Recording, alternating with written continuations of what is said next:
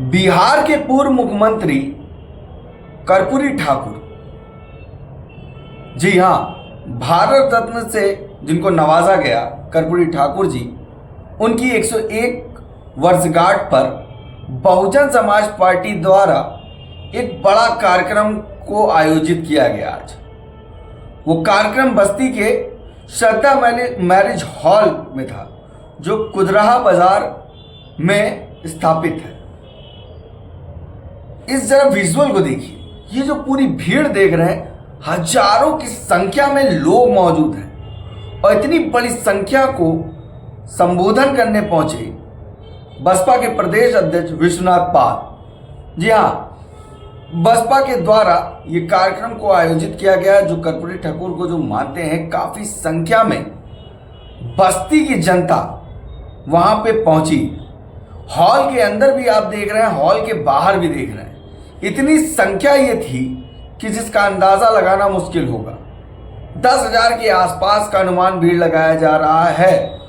मगर ये सिलसिला तब शुरू हुआ जब विश्वनाथ पाल बस्ती में एंटर करते हैं। वहां से लोगों ने बहुजन समाज पार्टी के प्रदेश अध्यक्ष जो विश्वनाथ पाल हैं, उनका स्वागत करना शुरू किया, उनके साथ कार्यक्रम तक पहुंचे। और ये देखिए, काफी संख्या में बाइकें निकल रही हैं। ये पूरी खबर हम आपको दिखाएंगे और विश्वनाथ पाल ने क्या कुछ बोला ये भी हम आपको सुनाएंगे। मगर उससे पहले आपने हमारे चैनल को सब्सक्राइब नहीं किया तो सब्सक्राइब कर लीजिए, बेल आइकन भी दबा लीजिए। मगर एक अपडेट और आपको दे दूं कि कल 26 जनवरी है। 26 जनवरी में गोपरा मऊ चौराहा माल मलियाबाद में जो लखनऊ में एक कार्यक्रम हो रहा है, ये कार्यक्रम बहुजन एकता सम्मेलन हो रहा है, जो कि आप मेरी स्क्रीन पर देख रहे हैं। इसमें सम्मानित अतिथि जो हैं, रेखा आर्या हैं, सुषमा बाबू हैं, प्रतिभा सागर हैं, ये संरक्षक हैं। उसके साथ प्रोफेसर राजेंद्र कुमार वर्मा आ रहे हैं, जो एलयू से हैं। सैयद कासिम, एडिटर चीफ राजपथ भारत, जिनको आप जानते हैं, जिनकी आप खबर देखते हैं, उनको भी बुलाया गया है। और एडवोकेट राज वासवा भी वहां पहुंच रहे हैं, जो आदिवासी लीडर हैं गुजरात के।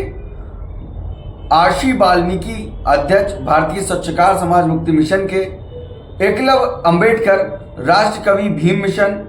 Advocate Desh Mitra Anand, high court Lucknow. Professor Dilip Yadav, greater Noida. Darshan Lal Bharti, प्रधान प्रतिनिधि जिला पंचायत। अभिषेक गौतम, प्रधान मटेरिया, उन्नाव। कार्यक्रम अध्यक्ष भीमसेन भारती, प्रधान प्रतिनिधि गोपरा मऊ, जहां पे कार्यक्रम हो रहा है। मंच संचालन करेंगे डॉक्टर अनूप कुमार अंबेडकर, जेएनयू के हैं। और मिशन गायक और गायिका हैं तारकेश्वर राव टंडन और सोनाली राव। ये कार्यक्रम जो युवा साथी टीम करवा रही है उत्तर प्रदेश की, ये वो कार्यक्रम हो रहा है जिसमें तमाम बहुजन समाज के लोग पहुंचेंगे, SC ST OBC और माइनॉरिटी समाज के लोग पहुंचेंगे। और ये सम्मानित अतिथि हैं जिनको बुलाया गया है, जिसमें राजपथ भी जाएगा। और कल पूरा कार्यक्रम आपको दिखाने की कोशिश करेंगे। मगर ये जो कार्यक्रम हो रहा है, ये बाबा साहब के मिशन को जिस तरह से माननीय कांशीराम साहब ने चलाया है, उनको मानने वाले लोग करवा रहे हैं। और मिशन मूवमेंट के साथ लगातार युवा साथी टीम लगी हुई है। आपने हाल ही में देखा होगा, जब बाबा साहब का अपमान हुआ तो बसपा के साथ समर्थन में उतरी थी युवा साथी टीम, जिसमें आगे आपको दिख रही थी रेखा आर्या, जो संरक्षक है इस कार्यक्रम में। और तमाम इनकी कमेटी वहां मौजूद थी। कल ये कार्यक्रम होगा, जिससे मैंने आपको रूबरू कराया। अब आते हैं एक खबर पे, जो मैं सबसे पहले आपके पास अपडेट देना चाहता हूं, जिससे आपको रूबरू कराना चाहता हूं। ये कार्यक्रम कल 9 बजे से शुरू होगा।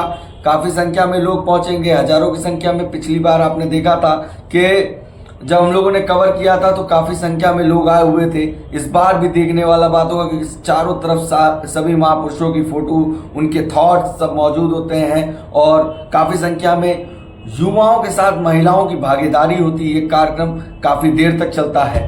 मगर इस खबर के बाद अब आते हैं कर्पूरी ठाकुर की जयंती पर। विश्वनाथ पाल ने ट्वीट किया और लिखा, आज दिनांक 25/1/2025 को जनपद बस्ती के श्रद्धा मैरिज हॉल कुदराहा बाजार में बिहार के पूर्व मुख्यमंत्री जननायक भारत रत्न कर्पूरी ठाकुर जी की 101वीं जयंती के अवसर पर आयोजित विचार गोष्ठी कार्यक्रम में शामिल हुए। ये ट्वीट आपने देखा जो विश्वनाथ पाल ने किया है, आपके सामने रूबरू कराया है। भी उनका मैं भाषण पूरा रूबरू आपसे कराता हूँ। आप देखिए किस तरह से भीड़ उमड़ी थी और कर्पूरी ठाकुर जी की जयंती जिस तरह से जो मनाई गई बस्ती में, देखने लायक है। इतनी भीड़ उमड़ी, इतनी ज़्यादा संख्या में भीड़ थी। महिलाओं की संख्या और पुरुषों की संख्या बराबर आपको दिखेगी। और ये हॉल तो सिर्फ नाम का है, इस हॉल के बाहर तक लोग बैठे हुए हैं, जैसा कि आप विजुअल में देख रहे थे और अभी आगे देखेंगे। जिस तरह से काफ़ी संख्या में लोग पहुंचे, विश्वनाथ पाल का स्वागत हुआ, विश्वनाथ पाल ने मिशन मूवमेंट के बारे में बताया, लोगों ने पूरी तरह से समर्थन दिया। आकाश आनंद के नारे लगे और पूरी बस्ती आकाश आनंद जिंदाबाद, बसपा सुप्रीमो जिंदाबाद, ये बात कहते नजर आ रहे थे। पूरा सम्मान बहुजन समाज पार्टी का करते हुए एक भारी संख्या में लोग जिस तरह से दिखे, उस भारी संख्या में लोग वहां मौजूद थे। और सबसे बड़ी चीज कि कर्पूरी ठाकुर की जयंती बहुजन समाज पार्टी के तत्वाधान में की गई।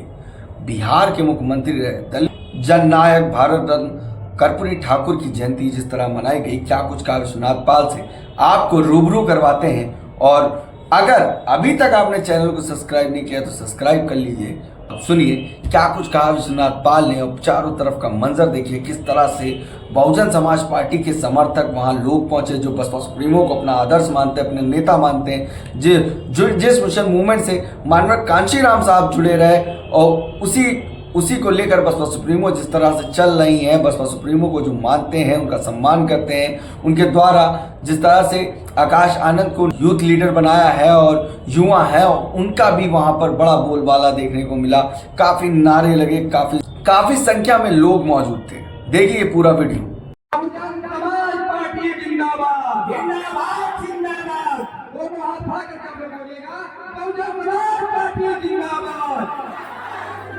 बहुजन समाज पार्टी जिंदाबाद। बाबा साहब अमर रहे, बाबा साहब अमर रहे, मनोहर साहब अमर रहे, मनोहर साहब अमर रहे, कर्पूरी ठाकुर अमर रहे, कर्पूरी ठाकुर अमर रहे,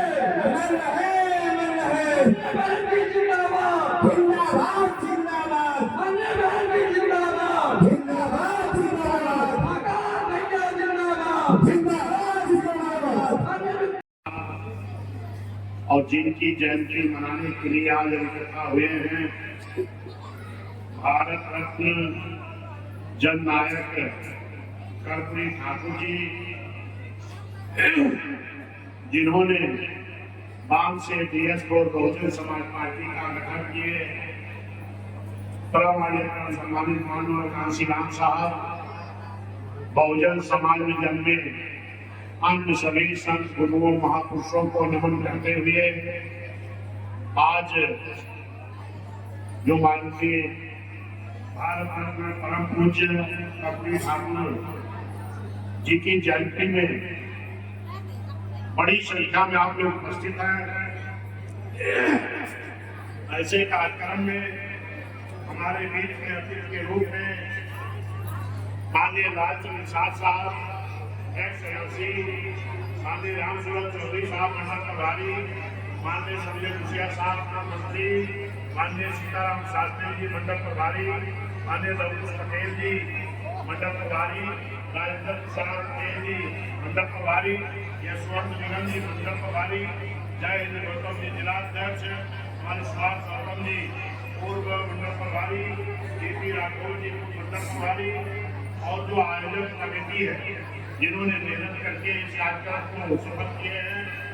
भाई हमारे आयोजक विजय नंद जी, माननीय केसी मौर्या जी, माननीय मुकेश निगम जी, माननीय कृष्णकांत जी, माननीय राकेश गौतम जी, माननीय छटकी गौतम जी, किशोर सक्सेना जी, प्रसाद मास्टर जी, सागर राज जी, कृपा गौतम जी, राम सागर जी और बड़ी संख्या में मंच पर उपस्थित साथियों, हमारे पत्रकार बंधुओं, इधर हमारे प्रीति बौद्ध और रविराज बौद्ध जी जो बहुजन समाज पार्टी के मिशन के गीत पढ़ते हैं, गाते हैं और सामने बैठे बड़ी संख्या में यहाँ उपस्थित हमारे सभी सम्मानित साथियों, बड़ी संख्या में इधर माताएं बहनें हमारी बैठी हैं। मैं आप सभी लोगों का भी बहुत बहुत हार्दिक स्वागत अभिनंदन वंदन करता हूँ। खास तौर पर जब आया तो मैंने देखा कि हमारी माताएं बहनें बड़ी संख्या में खड़ी थी, जिनको बैठने की जगह की अभी पीछे हमारी माताएं बहनें खड़ी हैं। हम निवेदन करेंगे कि उनको भी बैठने का स्थान दे दो, बड़ी देर से हमारी बहनें खड़ी है। सम्मानित साथियों, आयोजक साथियों ने बहुत अच्छी व्यवस्था की, बहुत बहुत धन्यवाद। लेकिन इनको जो उम्मीद थी कि हमारे जो जननायक कर्पूरी ठाकुर जी है, इनकी जयंती में इतने लोग आएंगे। जननायक कर्पूरी ठाकुर जी जिस तरीके से सत्ता में आने के बाद बाबा साहब के संविधान को लागू करा रहे थे, उसी तरीके से फिर हमको एक नेता मिल गए, माननीय कांशीराम साहब, क्योंकि बिहार में तो मुख्यमंत्री तक बन गए, लेकिन उत्तर प्रदेश में जो इस देश का बड़ा प्रदेश है, यहाँ जितने भी राजनीतिक दल के लोग रहे हैं, बाबा साहब ने तो वोट का अधिकार सभी जाति धर्म समाज के लोगों को बराबर का दिया है ना, बराबर का दिया है ना। लेकिन यहाँ पर नारी पाल प्रजापति विश्वकर्मा लोहार भाई राजभर तमाम ऐसी जो छोटी छोटी जाति के लोग थे, इनको वोट का अधिकार तो था, वोट दे सकते थे, लेकिन इनको चुनाव लड़ने का ही अधिकार इस उत्तर प्रदेश में और तमाम प्रदेशों में नहीं था। क्यों नहीं था? अगर हमको वोट देने का अधिकार है और इस देश के भारतीय संविधान में अगर व्यवस्था है, तो हमको भी चुनाव लड़ने का मौका मिलना चाहिए। 1952 में वोट पड़ना शुरू हुआ और बहुजन समाज पार्टी का गठन हुआ 1984 में। कितना साल बीत गया? 1952 और 84, लगभग 32 साल। इन 32 सालों तक एक भी नाई समाज का बेटा, प्रजापति समाज का बेटा, विश्वकर्मा समाज का बेटा, लोहार समाज का बेटा, राजभर समाज का बेटा चुनाव ही नहीं लड़ना पाया। लेकिन धन्य माननीय कांशीराम साहब मान्या बहन जी, जिन्होंने बहुजन समाज पार्टी का गठन किया, और जब गठन किए तो उन्होंने एक नारा दिया कि जिसकी जितनी संख्या भारी उसकी उतनी भागीदारी, हिस्सेदारी। तब जाकर के जिनको पहले भागीदारी मिलती थी, ब्राह्मण क्षत्रिय वैश्य या जिनको भी भागीदारी मिलती थी, उनको भी उनके संख्या के आधार पर दिया गया, और जिनको कभी नहीं मिलती थी उनको भी भागीदारी दिया गया। तब जाकर के पहली बार जब बहुजन समाज पार्टी की सरकार बनी, तो माननीय कांशीराम साहब कहा करते थे कि 78 ऐसी जाति के लोग हैं। कितना? 78 ऐसी जाति के लोग हैं जो वोट तो देते हैं, लेकिन उनको चुनाव लड़ने का अधिकार नहीं। माननीय कांशीराम साहब को ने सबको लड़ाया, और जब सरकार बनी उस वक्त 11 लोग विधायक जीत के आए थे, और 11 के 11 लोगों को कैबिनेट मंत्री बना करके उनके हर समाज में नेतृत्व और मंत्री नेता बनाने का काम बहुजन समाज पार्टी ने ज्यादा करने। और यहां तक कि जिस समाज के लोग नहीं जीत के आ पाए, जैसे हमारे नाई समाज, शर्मा समाज में कोई जीत के नहीं आ पाया, तो माननीय कांशीराम साहब ने अपने लोगों से कहा कि कोई एक नाई समाज का, शर्मा समाज का नंद समाज के व्यक्ति को ढूंढ के लाओ जिसको हम मनोनीत करके विधायक बना दें। तो उस वक्त हीरा ठाकुर जी के पास उस क्षेत्र के लोग जानते थे। वो बताए कि साहब एक हीरा ठाकुर है, वो पढ़े लिखे हैं। माननीय साहब मान्या भाई ने हीरा ठाकुर जी को बुलाया और बुला करके जो जनता की ओर से विधायक को बनते हैं, एक विधायक बनते जो विधायक की ओर से विधायक बनते। जैसे ये माननीय लालचंद निषाद साहब ये जनता के ओर से विधायक नहीं बने थे, ये विधायक के ओर से विधायक बने थे। और इसी तरीके से मान्य बहन ने जब देखा कि गरीबी के नाते तमाम ऐसे परिवार हैं कि जिनके घर में गरीबी के नाते कक्षा 5-8 से ज्यादा शिक्षा नहीं हुई, धन्य मान्य बहन जी देवी हम लोगों के लिए। मान्य बहन जी ने कहा कि अगर गरीबी के नाते कक्षा 5-8 से ज्यादा गरीबों के घरों में शिक्षा नहीं है, क्या गरीबों के घरों में सरकारी नौकरी नहीं होनी चाहिए? क्या जरा बोलो, होनी चाहिए कि नहीं होनी चाहिए? तो किसी नेता ने नहीं सोचा, मान्य बहन ने नया पद सृजित करके तमाम गरीब घरों में सरकारी कर्मी का नया पद सृजित करके सरकारी नौकरी देने का इतना नहीं, लाखों नौकरी पुलिस की, लाखों नौकरी लखनऊ के पार्क के गार्ड में, लाखों नौकरी मास्टर की गरीब लोगों को देने का काम किया। आज मैं देखता हूँ तमाम ऐसे गरीब घर से मेरी माताओं बहनों, उनके माँ बाप के तन भर से प्राप्त नहीं रहते, रहने के लिए घर नहीं था, लेकिन आज खाने के लिए राशन नहीं रहता था, लेकिन आज वही सफाई कर्मी जब सैलरी लेके आता है तो अगर 1 महीने के सैलरी से राशन खरीद के रख दे, पूरा साल का परिवार खाएगा। 5 किलो राशन की जरूरत नहीं। अब मैं देख रहा हूँ उन तमाम गरीब घरों में जहाँ छपरा मड़ैया नहीं रहता था, उन गरीब घरों में आज पक्के मकान बने। उनके माँ बाप के तन पर अच्छे कपड़े आ गए, उनके बच्चों का एडमिशन अच्छे स्कूल में हो गया, उनके बच्चों के शरीर पर अच्छे ड्रेस आ गई। किसके बदौलत? बहुजन समाज पार्टी के बदौलत। इतना नहीं, आज पिछड़े समाज के लोग भी बड़ी संख्या में इकट्ठा हुए हैं। शर्मा नारी समाज के साथ साथ हम पिछड़े समाज के लोग भी, सब समाज के लोग तो हैं ही, लेकिन आज पिछड़े समाज के लोग हमें लोगों ने बताया कि बड़ी संख्या में है।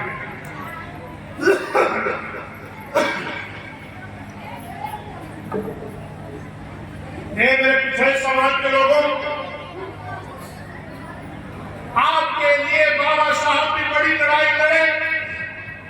संविधान बनाने के पहले ही बाबा साहब कह रहे थे इस देश में दोहरी गुलामी है, इस देश में दोहरी गुलामी है। एक गुलामी है अंग्रेजों की और दूसरी गुलामी है किसकी? बड़े बड़े राजे रजवाड़ों की।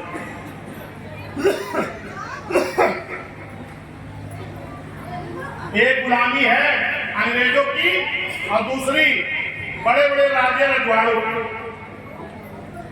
अंग्रेजों से बाबा साहब ने सिफारिश किया कि आप तो देश छोड़ के चले जाओगे, आजादी मिल जाएगी, लेकिन जो दोहरी गुलामी है, हमारे गरीब लोग अपने खेत में अगर बीज डाले हैं और राजे रजवाड़ों जी का अगर खबर आ जाती थी तो अपने बीज को मिट्टी में नहीं मिलाते थे, सीधे जिम्मेदारों के घर पहुंच जाते थे तैयारी करने था कि नहीं था?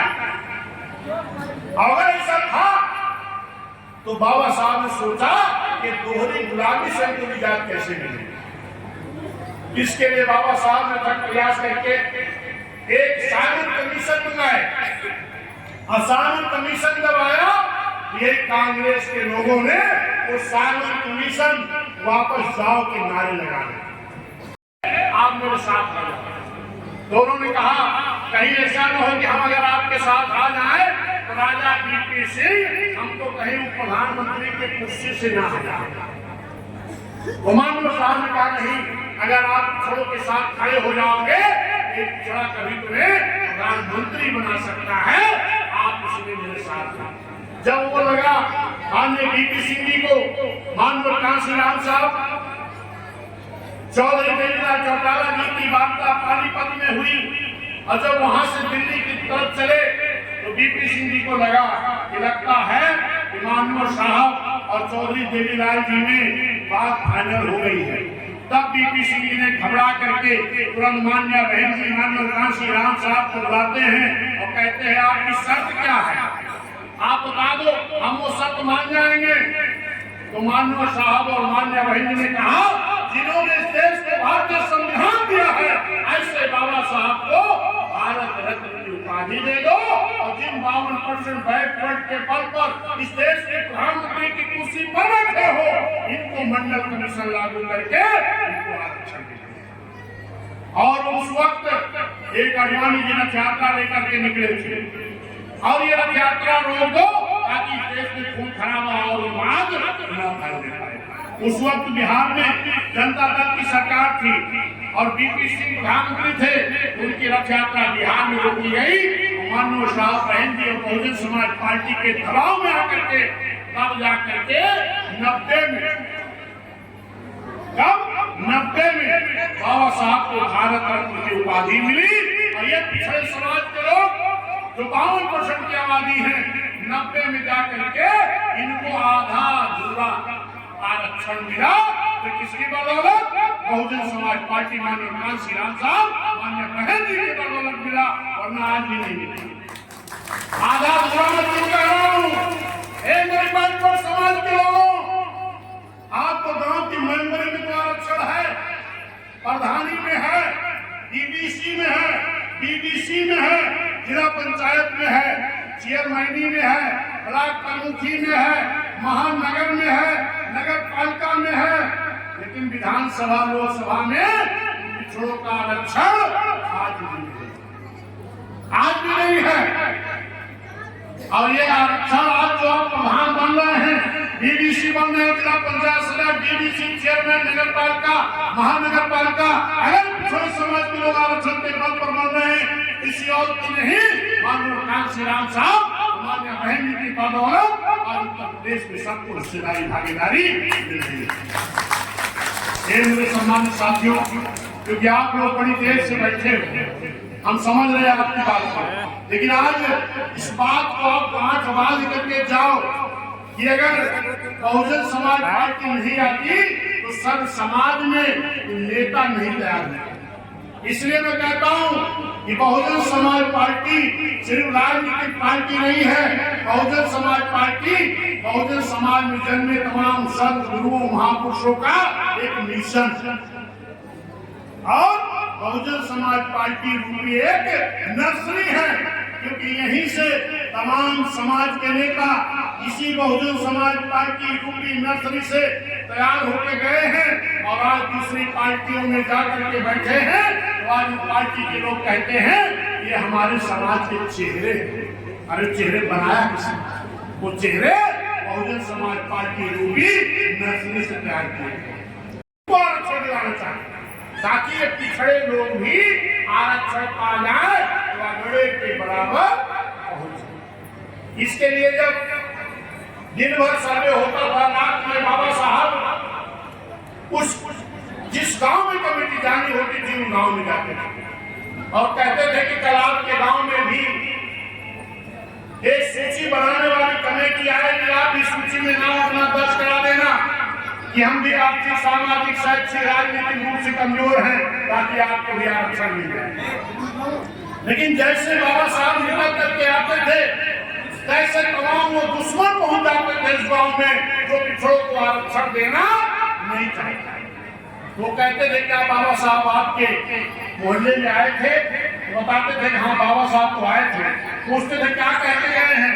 बताते थे हमको कह के गए हैं कि कल आपके गांव में साइमन कमीशन के लोग आएंगे, सूची में नाम लिखा देना। कहीं अगर आपने नाम लिखा दिया तब तो आप छोटी जाति में हो जाओगे, नीची जाति में हो जाओगे, एससी एसटी में हो जाओगे। ये मेरे साथियों उस वक्त जिन लोगों ने बाबा साहब की बात को माना और सूची में नाम दर्ज कराया वो लोग समतल एरिया के लोग सूची में नाम दर्ज कराए, वो सूची जाति में हो गए और जो पहाड़ी क्षेत्रों के लोगों ने सूची में नाम दर्ज कराया वो अनुसूचित जनजाति में हो गए। और जिन लोगों ने बाबा साहब की बात को नहीं माने, दुश्मनों की बात को माने, तो क्या रह गए? पिछड़े के पिछड़े। वही आज हम ओबीसी पिछड़ा है, बाल प्रजापति नहीं, भाई भाग कुमार यादव, कभी पटेल, चौरसिया नहीं, हम सभी लोग हम पिछड़े हैं। और इन पिछड़ों के लिए फिर बाबा साहब ने क्या किया? आर्टिकल 340 के तहत संविधान में व्यवस्था दिया कि जब इस देश की सरकारें बनेगी तो फिर से इनको आरक्षण दे दिया जाए। ये आर्टिकल 340 के तहत संविधान में व्यवस्था तो हो गई, लेकिन मेरे सम्मानित साथियों, पहली बार जब 1952 में चुनाव हुआ, जब सरकारें बनी, तो 1953 में एक कमेटी बनी जिसका नाम रखा गया था काका कालेकर आयोग। और आयोग ने सर्वे किया, 1953 में कमेटी बनी और 57 में उसकी रिपोर्ट आ गई। लेकिन इसके बाद भी जो यहाँ की सरकार थी, एक कांग्रेस पार्टी, ये उस रिपोर्ट को लोकसभा राज्यसभा के पटल पे नहीं रखा, उसको ले जाकर के संग्रहालय में, ताकि इन गरीबों को, पिछड़ों को आरक्षण ना देना। फिर क्या हुआ? चलता रहा 77 तक रिपोर्ट कब आई थी? 57 में। 77 तक इनको आरक्षण नहीं दिया गया। फिर कांग्रेस के खिलाफ एक मोर्चा बना, एक बहुत बड़ा गठबंधन बना, फिर उनकी सरकार आई, और जब तक प्रधानमंत्री नहीं बने थे तब तक कह रहे थे पिछड़ों को आरक्षण दिया। 52% बैकवर्ड के पद पर लोग प्रधानमंत्री को बनते थे, लेकिन इनका ख्याल नहीं करते थे। तो कहा गया इनको आरक्षण देंगे, लेकिन जैसे प्रधानमंत्री बने वैसे कहा कहे कि ये रिपोर्ट तो पुरानी, अब इस पे आरक्षण नहीं दिया जा सकता। फिर दूसरी कमेटी बनी 78 में, मंडल कमीशन, उसकी रिपोर्ट भी 80 में आ गई, फिर भी आरक्षण नहीं दिया गया। 89 में पहली बार बहुजन समाज पार्टी के 3 MP जीत करके आए, मान्य बहन जी बिजनौर से, रामकृष्ण यादव आजमगढ़ से, हरभजन सिंह लाखा जी पंजाब से। तब माननीय कांशीराम साहब ने कहा मान्य बहन जी से कि आप पार्लियामेंट के अंदर आंदोलन करेंगी और पूरा बहुजन समाज हर तहसील, हर ब्लॉक, हर जिला मुख्यालय, हर कमिश्नरी पर आंदोलन करेगा। और माननीय कांशीराम साहब खुद वोट पर आंदोलन शुरू किए और नारा क्या लगाते थे? मंडल कमीशन लागू करो